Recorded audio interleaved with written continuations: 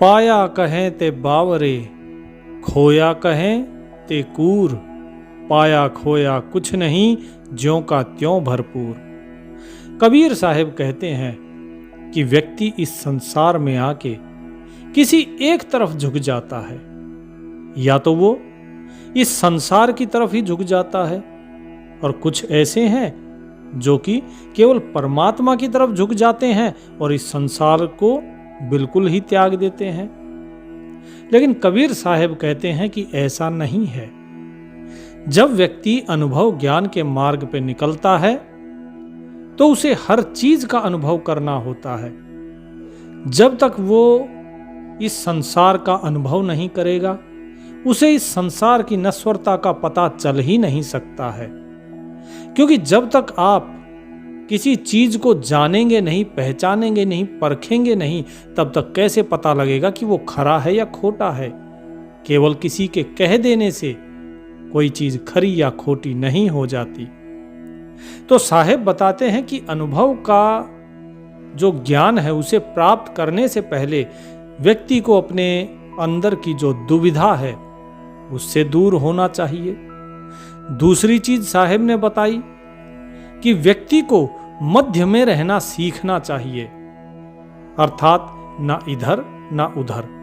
वो किसी का भी पक्ष ना ले, ना किसी की निंदा करे और ना ही किसी के साथ मोह रखे, ना प्रशंसा करे किसी की। वो किसी को अच्छा ना माने और किसी को बुरा ना माने। यही होता है मध्य में रहना, और अपने अंदर सहज भाव रखे। साहेब कहते हैं कि जो व्यक्ति ये कहता है कि मैंने उस मालिक को पाया है, वो तो पागल है, वो बावरा है। पाया कहें ते बावरे, खोया कहे ते कूर।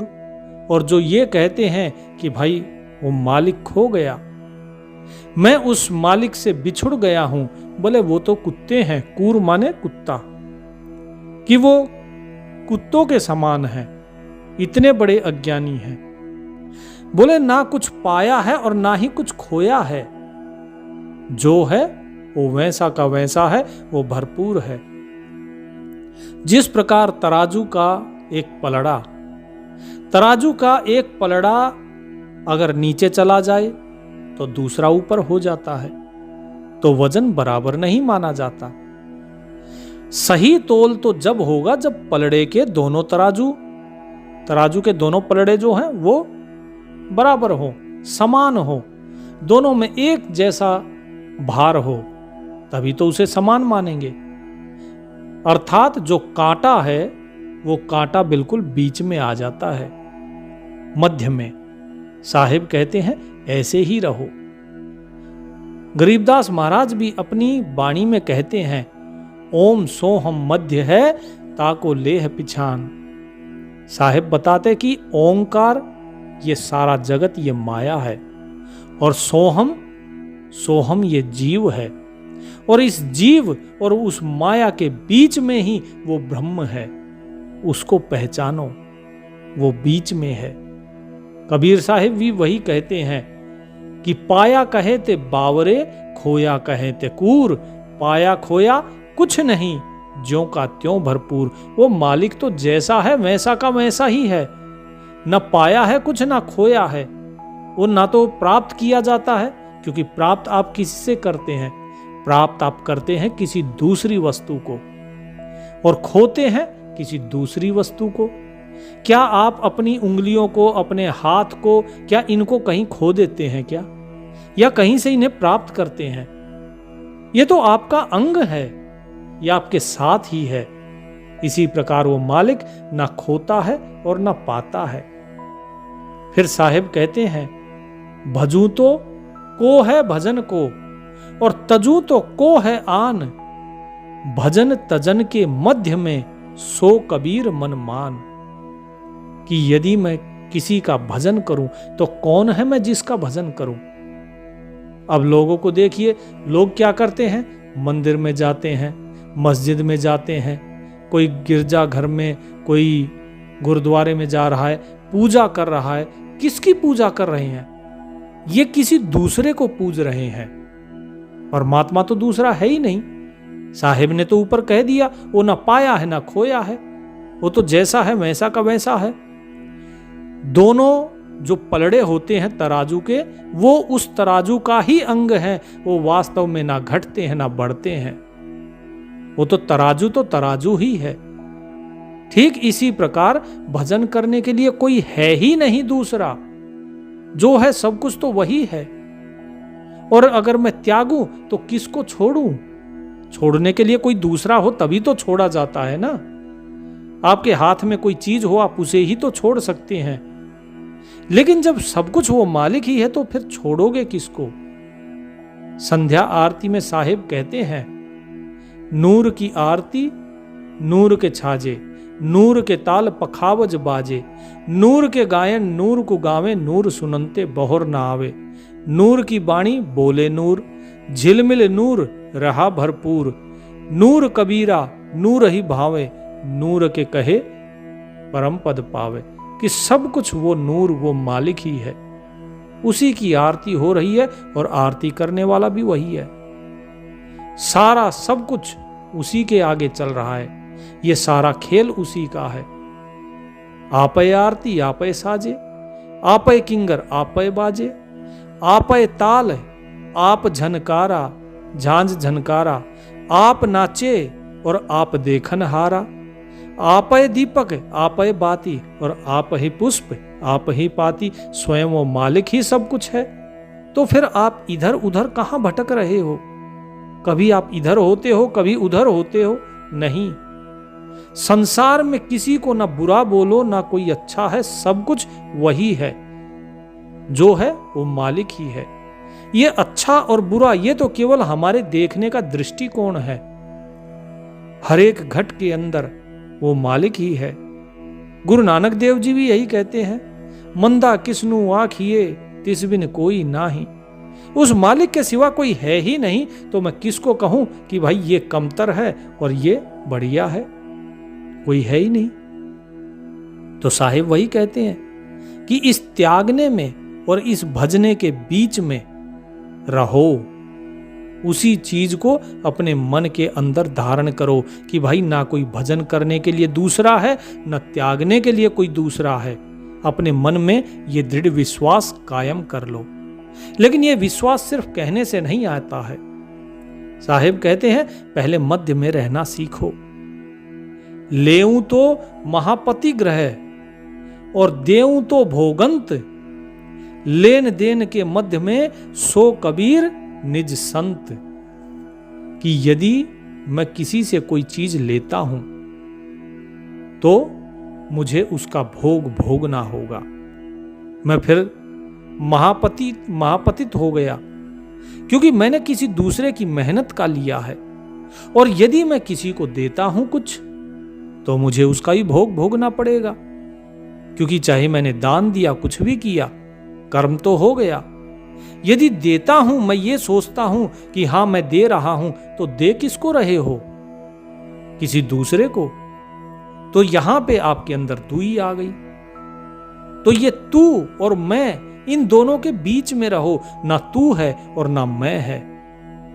इस दिन दोनों के लेन देन के मध्य में सो कबीर निज संत, कि मेरा प्रेमी संत तो वो है जो लेने और देने इन दोनों के मध्य में है, अर्थात जो न लेता है न देता है। कहने का अर्थ है कि जिसके मन में जो मैं है, अहम है, यही नहीं है, अर्थात जिसने अपनी मैं मिटा दी, वही वास्तव में संत है। अन्यथा लोग क्या करते हैं कि जी स्वयं को कहते हैं हम दास और वो ठाकुर। यही है, एक सेवक है एक स्वामी है। लेकिन साहिब कहते हैं कि सच्चा ज्ञान वो नहीं है, ये तो देह के कारण बोला जाता है। स्वयं कबीर साहिब ने भी कहा है कि मैं तो दास हूं, कबीर दास। तो ये कबीर दास कौन है? दास है ये शरीर, मैं नहीं। दास शरीर है, लेकिन मैं क्या है? तो क्या मैं भगवान हूं? नहीं, मैं भगवान भी नहीं। ना मैं भगवान हूं ना मैं दास हूं, मैं तो जो हूं बस वो हूं, बीच में हूं मैं। ना इधर रहो ना उधर रहो। हिंदू कहूं तो मैं नहीं, मुसलमान भी ना है, पांच तत्व का पुतला गैबी खेले माँ है। हिंदू मुसलमान ये तो सब यहां आके लोगों ने बना दिए, सुन्नत करा ली तो बोले हम मुसलमान हो गए, जिसने नहीं कराई जनेऊ धारण कर लिया वो हिंदू हो गया। मूछ मुंडवा दो दाढ़ी रख लो तो मुसलमान हो गए, और दाढ़ी कटवा दो मूछ रख लो तो हिंदू हो गए। हरा धारण कर लो मुसलमान हो गए, भगवा धारण कर लो हिंदू हो गए। ये तो सब फैशन है, ये तो सब बाहर का खेल है। वास्तव में अंदर क्या है? अंदर तो वही हाड़ मांस का पांच तत्व से बना हुआ पुतला है ये। इसमें कोई भेद कर ही नहीं सकता। जैसे हिंदू पैदा होता है वैसे ही मुसलमान पैदा होता है। मुसलमान भी जब पैदा होता है तो हिंदू ही होता है। वो तो खुद अपना जबरदस्ती बोले नहीं जी हम तो ऐसे करेंगे। वो परमात्मा के किए हुए को नहीं मानते, वो खुद अपना करते हैं, बोले अब हम मुसलमान हो गए। लेकिन वास्तविकता तो यही है कि ये तो पांच तत्व का पुतला बना हुआ है, पंच महाभूतों का, और वो परमात्मा इसके अंदर बैठा हुआ है। वो गैबी अर्थात वो मालिक, गैब अर्थात उस मालिक का बनाया हुआ ये जगत सब कुछ। तो वो गैबी ही इस गैब में खेल रहा है, इस सारे संसार में खेल रहा है, और इस शरीर के अंदर भी वही बैठकर सारा खेल खेलता है। तो जब वही बैठ के अगर खेल रहा है, फिर ये तू और मैं कहां से आ गया? फिर तू कौन है और मैं कौन हूं? इस तू और मैं को छोड़ दो तो ही मुक्त हो जाओगे। साहिब कहते हैं, जब एक बार लक्ष्मण जी ने पूछा था श्री राम जी से कि ये माया क्या है, ये भक्ति क्या है, ज्ञान क्या है, तो प्रभु ने भक्ति और ज्ञान के बारे में ना बता के माया से शुरू किया कि मैं और मोर तोरते माया, यही बस कीन्ही जीवन काया। कि ये जो मैं मेरा और तुम तुम्हारा, बोले यही माया है। तू और मैं से ही माया है, और इसी के अधीन हमने ये अपना जीवन कर दिया इस काया के अंदर रहते हुए। जिस दिन ये तू और मैं खत्म हो जाएगा, और जब तू ही नहीं रहा और मैं ही नहीं रहा, तो फिर बचा क्या? बचा केवल वो जो हमेशा से था, है और रहेगा। जब कबीर साहब छोटे थे तो उन्होंने प्रश्न किया अपनी माता से, नीमा से, बोले मां मुझे ये बताओ कि मैं कौन हूं? बोले बेटा तुम कबीर हो। बोले आपको कैसे पता मैं कबीर हूं? बोले बेटा जब तुम्हारा नामकरण कर रहे थे तो पूरी कुरान में कबीर ही कबीर हो गया। कबीर साहब ने पूरी कुरान खोली, बोले मां कहां है कबीर कबीर? बोले बेटा अभी तो नहीं है, लेकिन उस समय तो पूरी कुरान में कबीर के अलावा कोई शब्द ही नहीं था, इसीलिए तुम्हारा नाम कबीर रख दिया। बोले मां अगर मेरा नाम रखा गया है कबीर, आपने रखा है, मौलवियों ने रखा है, तो उससे पहले मेरा क्या नाम था? ये कबीर किसका नाम रखा? इस शरीर का नाम कबीर रखा, लेकिन मेरा क्या नाम है? तो उनकी माता को कोई उत्तर नहीं सूझा। तो ये प्रश्न कबीर साहब जब छोटे थे तब करते थे इस प्रकार के। तो ऐसे प्रश्न जब आपके मन में उठेंगे तब आप उनका उत्तर ढूंढने के लिए निकलोगे, लेकिन जब तक प्रश्न ही नहीं उठ रहा है मन में, तो फिर कहां से उत्तर मिलेगा? उत्तर तो बाद में मिलता है जब व्यक्ति के अंदर प्रश्न जागृत होता है। तो साहिब कहते हैं, गैबी आया गैब ते यहां लगाया ऐब, उलट समाना गैब में तब कहां रहिया ऐब। कि वो परमात्मा अपने धाम से आया। वो परमात्मा आया कौन? गैबी। अब यहां पे परमात्मा शब्द का प्रयोग ना करके, क्योंकि जो जीवात्माएं हैं ये सभी क्या कहा गया है? सोहंग, अर्थात उसका अंग, उस मालिक का ही अंग। जैसे आपकी उंगलियां हैं, आपके नाखून है, ये सब कुछ आप ही का अंग है। वास्तव में ये सब आप ही हैं। उंगली आपके अलावा और कुछ नहीं है, वो आप ही का अंग है। लेकिन आपकी उंगलियां काम करते समय गंदी भी होती हैं, कटती भी हैं, जलन भी होता है, इनमें इन्फेक्शन भी होता है कि नहीं? बस इसी प्रकार से ये गैबी अर्थात वो परमात्मा का अंश इस संसार में आया और यहां पे आके क्या लगा लिया उसने? ऐब लगा लिया, बुराइयां लगा ली। अब क्या करना है? बोले उलट समाना गैब में तहां तब कहां रहिया ऐब, कि जब यहां से वापस उसी के अंदर समा जाओगे, उसी मालिक के अंदर समा जाओगे, तब ये ऐब नहीं रहेंगे। तो इन जो तू और मैं है, इसका जो रोग लगाया हुआ है, जब वापस उस मालिक में समा जाते हैं तो ये तू और मैं रहता ही नहीं है। कबीर साहब कहते हैं, तू करता तू भया, मुझ में रही न हूं, अर्थात मेरे अंदर मैं पना रहा ही नहीं। तू करते हुए मैं तो तेरे ही अंदर समा गया, तू ही हो गया, ये मैं खत्म ही हो गई। यही चीज फिर कहते हैं कि जब मैं था तब हरि नहीं, अब हरि है मैं नाही, प्रेम गलियति साकरी तामे दो न समाही, कि दो नहीं हो सकते, उसमें एक ही रह सकता है। तो ये तू और मैं को जो भेद है, इस भेद को ही खत्म कर दिया जाता है और यही सत्य ज्ञान है। मध्य में रहना, व्यक्ति को मध्य में रहना सीखना पड़ेगा। जब व्यक्ति इन चीजों का आभास करना शुरू कर देता है, तब वो आत्मज्ञान की तरफ आगे बढ़ता है। तो ये मध्य में रहना, ये आत्मज्ञान की तरफ बढ़ने के लिए दूसरी सीढ़ी है। पहली सीढ़ी दुविधा का त्याग, यानी जो भी विद्याएं यहां से सीखी हैं, जो टकराती हैं आपस में, उन्हें त्याग दो। और दूसरा, मध्य में रहना सीखो। मध्य में कैसे? जैसे साहिब कहते हैं कि अति का भला न बोलना, अति की भली न चूप, अति का भला न बरसना, अति की भली न धूप, कि ज्यादा नहीं बोलना चाहिए व्यक्ति को।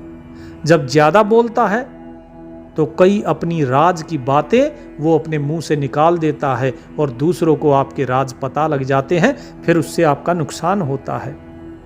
और ज्यादा चुप भी नहीं रहना चाहिए। ऐसा नहीं है कि आपके साथ कोई अत्याचार हो रहा है और तब भी आप चुप हैं। दोनों ही मामलों में, दोनों ही केस में आपका तो नुकसान ही हो गया। तो कभी ना तो ज्यादा चुप रहना चाहिए, ना ही ज्यादा बोलना चाहिए। बीच में रहो, मध्य में रहो। जिस प्रकार अगर ज्यादा बादल बरस जाते हैं तो क्या होता है? बाढ़ आ जाती है। और ज्यादा धूप पड़ जाए, बारिश ना हो तो सूखा पड़ जाता है। और दोनों ही बातों में होता नुकसान ही है। इसीलिए हमेशा कोई भी चीज हो वो बीच में ही, मध्य में ही अच्छी लगती है। जो सहजता होती है उसी में ही अच्छी लगती है। तो इसीलिए हमेशा मध्य में रहे और सहज भाव में रहे। लेकिन सहज भाव होता क्या है? असली चीज तो यही है। सब कहते हैं सहज सहज, लेकिन है क्या ये सहज? तो कबीर साहब बताते हैं, सहज सहज सबको कहे, सहज न चीन्हे कोय, जा सहज साहिब मिले, सहज कहावे सोए। कि हर कोई कहता है कि भाई सहजता रखो, सहजता रखो, लेकिन वास्तव में सहजता होती क्या है? तो साहिब बताते हैं कि जिस सहजता से उस मालिक का दीदार हो जाए, वो मालिक मिल जाए, वास्तव में वही सहजता की पराकाष्ठा है, वही चरम सीमा है सहजता की, वही सहजता की शुद्ध रूप है सहजता का। सहज सहज सब कोई कहे, सहज न चीन्हे कोय, जा सहजे विषया तजे, सहज कहावे सोए। अब साहिब कहते हैं कि जो विषय वासनाएं हैं ये सब त्यागी जाती हैं। ऐसा नहीं है कि ये सिर्फ तन से त्यागी जाती हैं, ये मन से भी त्यागी जाती हैं। कैसे? कि जिस चीज की जितनी जरूरत है उसे केवल उतना ही प्रयोग में लाएं, बाकी का नहीं। जितनी विषय वासनाएं हैं, लोभ, काम, क्रोध, ये सारी चीजें अपने काबू में होने चाहिए, अपने नियंत्रण में होने चाहिए। जहां जिस चीज की संसार में जरूरत है केवल वहीं पर उसका प्रयोग करना चाहिए। जितना काम की जरूरत है उतना काम का प्रयोग, जितना धन की जरूरत है, लोभ की जरूरत है, उस मतलब धन का उतना ही प्रयोग होना चाहिए। बाकी का ज्यादा धन है तो आप दान दीजिए। साहिब कहते हैं, घर में पानी बढ़े जो नाव में, घर में बढ़े जो दाम, दोनों हाथ उलीचिए यही सयानो काम। कि घर में अगर दाम ज्यादा हो जाए तो दान दो, और नाव में पानी ज्यादा हो जाए तो दोनों हाथों से उसे बाहर फेंको, नहीं तो घर भी डूब जाता है और नाव भी। इसीलिए सहज भाव में जो व्यक्ति रहता है वो धीरे धीरे इन इंद्रियों को, इन विषयों को त्याग देता है। और जब वो इन विषयों को त्यागता है तभी वास्तव में सहज भाव कहलाता है। ऐसा नहीं है कि आप शांति से बैठ गए तो वो सहज भाव हो गया, कि भाई परमात्मा जो करेगा वो कर लेगा। ये सहज भाव नहीं होता है। परमात्मा जो करेगा वो तो करता रहता है। असल चीज तो ये है कि आपके मन से सारे विकार दूर हो जाएं, आपका मन शुद्ध हो जाए, वही वास्तव में सहज भाव है। सहजे सहजे सब भया, मन इंद्री का नाश, नहीं कामी से मन मिला, कटी कर्म की फांस। कि धीरे धीरे सब कुछ हो जाता है, वो परमात्मा वो मिल जाता है। जब इस मन का जितना भी विकार है, इस मन के, ये सब दूर हो जाते हैं। इंद्रियां जो हैं ये इंद्रियां शिथिल हो जाती हैं, इंद्रियों का समन हो जाता है और मन शांत हो जाता है, तब सहज भाव आता है। और जब मन शांत हो जाएगा तो जिस प्रकार शांत जल के अंदर आप अपना प्रतिबिंब देख सकते हैं, इसी प्रकार शांत मन में आप उस मालिक का दीदार कर सकते हैं। फिर उस निकामी से हमारा मन मिल जाता है और हमारे कर्मों की जो फांस है, जिसके कारण हम जन्म पे जन्म धरते आ रहे हैं, वो फांसी हमारी कट जाती है, अर्थात जन्म मरण से मुक्ति हो जाती है। अब साहिब क्या कहते हैं कि जब मन इंद्री का नाश हो जाता है तो सहजे सहजे सब गया, सुत बित काम निकाम, एक मेक हुए मिल रहा दास कबीरा नाम। कि धीरे धीरे सहज सहज जितना भी आपका पुत्र का मोह है, धन का मोह है, काम का मोह है, या फिर आप निष्कामी हैं, इन सब से आप परे होना शुरू हो जाते हो। फिर उस एक के साथ ही आप मिले रहते हो, क्योंकि सब चीजें आपने छोड़ दी हैं। और व्यक्ति कहीं ना कहीं तो रहेगा, या तो संसार में रहेगा या उस सार में रहेगा। जब मन से इस संसार का सारा भाव चला जाता है, फिर व्यक्ति उस सार के साथ अर्थात उस मालिक के साथ एक होकर रहता है।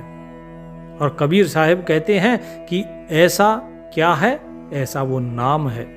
उस नाम के साथ जब व्यक्ति एक हो जाता है, फिर मालिक के साथ भी एक हो जाता है। तो जो कुछ भी आपको मिलता है वो सब कुछ सहज भाव से ही मिलता है। अब जबकि आप मध्य में रहना सीख गए, आपके मन का जितना ज्ञान था आपने वो सारा निकाल दिया कि मुझे कुछ चाहिए ही नहीं, जो शास्त्रों का ज्ञान था सब छोड़ दिया। और अब जब आप सहजता पकड़नी शुरू करते हैं, मध्य में रहना शुरू करते हैं, तब आपको धीरे धीरे अनुभव ज्ञान आना शुरू होता है।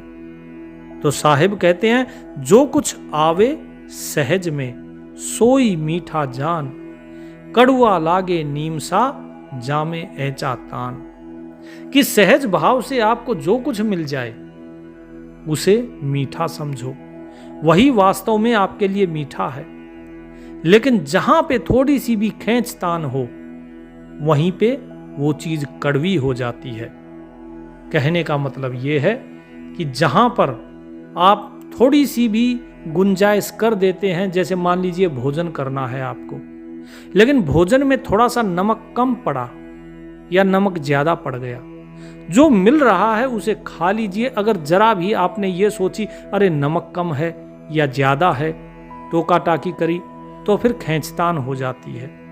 और अगर घर में खींचतान नहीं होगी तो इंद्रियों की तो खींचतान हो गई, क्योंकि आपकी इंद्रियों ने काम करना शुरू कर दिया, जबकि आपकी इंद्रियों का तो आपको समन करके रखना है। तो साहिब वही चीज बता रहे हैं कि फिर ये नीम की तरह कड़वा हो जाता है, फिर जो भी चीज मिली है उसमें आनंद नहीं आएगा। इसीलिए जो कुछ सहज भाव में मिले उसे प्रभु का प्रसाद समझ के ग्रहण कर लीजिए। सहज मिले सो दूध सम, मांगा मिले सो पानी, कहें कबीर वह रक्त सम, जामे ऐचा तानी। कि जो सहज भाव से मिल जाए उसको दूध के समान समझो, और यदि आपको कोई चीज मांगनी पड़े तो फिर वो दूध नहीं, वो तो पानी के समान है। और यदि खींचतान करके मिले तो समझ लो कि वो खून के समान है। आप अगर खींचतान करके पी रहे हो तो वो दूध नहीं है, वो खून के समान है। उसका भोग आपको भोगना होगा। तो साहिब कहते हैं जो कुछ मिलता है वो सहज भाव से ले लो। तो यहां पर आप ये समझ पा रहे होंगे कि वास्तव में सहजता होती क्या है, सहज भाव किस प्रकार से प्राप्त करना है। सास बहू का झगड़ा होता है ना, वो इसीलिए होता है, सहज भाव नहीं है। देवरानी जेठानी का झगड़ा इसीलिए है, सहज भाव नहीं है। परिवार में कोई भी कलह है इसीलिए है, क्योंकि सहज भाव नहीं है। ये ऐसे क्यों कर दिया, वो वैसे क्यों कर दिया, ये ऐसे करो, भोजन ऐसा बनाया, पानी ऐसा है, खाना ऐसा है। तो ये सारी चीजें, ये सहज भाव अगर रखोगे तो आधी चीजें तो वैसे ही खत्म हो जाती हैं, घर के सारे झगड़े ही खत्म हो जाते हैं। क्योंकि जो आपके लिए भोजन बना है ऐसा तो नहीं है वो सिर्फ आप ही खाएंगे, दूसरा भी तो खाएगा। जब वो खाएगा तो उसे स्वयं ही पता लग जाएगा कि जो नमक है वो कम पड़ा है या ज्यादा। वो स्वयं ही अपने आप देख लेगा, वो समझ जाएगा कि भोजन तो कर लिया इन्होंने लेकिन टोका नहीं, वास्तव में नमक कम था या ज्यादा था। लेकिन अगर आप उसी चीज पे झगड़ा करोगे, खींचतान करोगे, तो साहिब ने कहा कि वो खून के समान है, वो रक्त पीने या खाने के समान है।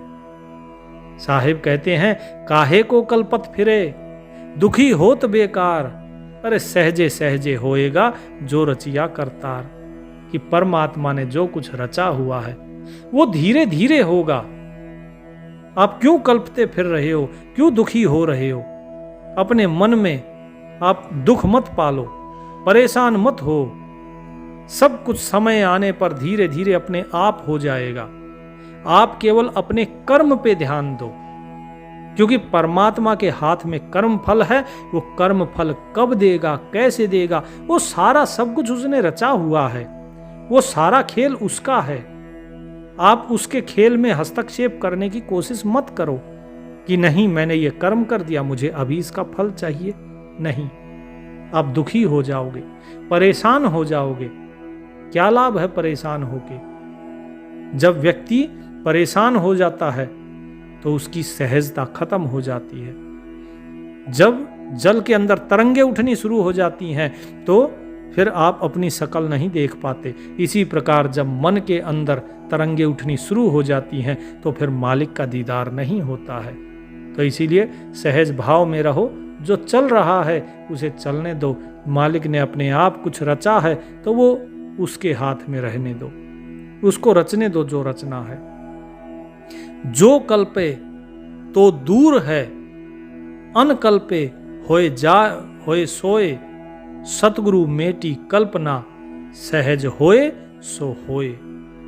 अब देखो साहिब ने क्या कहा कि जो व्यक्ति कल्पता है, अर्थात मन ही मन कुढ़ता है या मन ही मन किसी को कुछ कहता है, मुंह से बोले या ना बोले, लेकिन जिसके मन में ये रहता है कि अरे ये ऐसे नहीं, ये वैसे होना चाहिए था काम, इसका कर्म फल अभी तक मिला क्यों नहीं, मैंने इतना सब कुछ किया उसके बाद भी कुछ नहीं हुआ, तो साहिब कहते हैं कि ऐसा व्यक्ति उस परमात्मा से दूर हो जाता है, और जो मन में अपनी कोई कल्पना नहीं रखता कि भाई क्या होना चाहिए क्या नहीं, वही उसके साथ होता है, मालिक के साथ होता है। अन्यथा आप मालिक से दूर हो जाओगे। तो सहज भाव रखो, जो चल रहा है उसे चलने दो। सतगुरु मेटी कल्पना सहजे होए सो होए, कि सतगुरु जो हैं आपके मन की कल्पनाओं को मिटाते हैं। वो यही बताते हैं कि भाई मन में कल्पनाएं मत रखो, कोई भी कल्पना मत रखो। परमात्मा ने जो आपको कार्य दिया आप उस कार्य को कर दो। उसमें ये मत रखो अरे ये काम तो बड़ा कठिन है, ये काम मैं ही क्यों कर रहा हूं, ऐसा क्यों दिया। बहुत से लोग जाते हैं, कोई नौकरी करता है, कोई व्यापार करता है, उनकी कल्पनाएं चलती रहती हैं। बॉस ने मुझे ऐसा काम दे दिया, दूसरे को तो नहीं दिया। अरे मैं इससे ज्यादा काम कर रहा हूं लेकिन मुझे पैसा कम मिल रहा है। अरे वो कम काम कर रहा है, वो तो सो गया, मैं काम में लगा हुआ हूं, सारा काम मुझे करना पड़ रहा है। परमात्मा बैठ के सब कुछ देख रहा है, उससे कोई चीज छुपी नहीं है।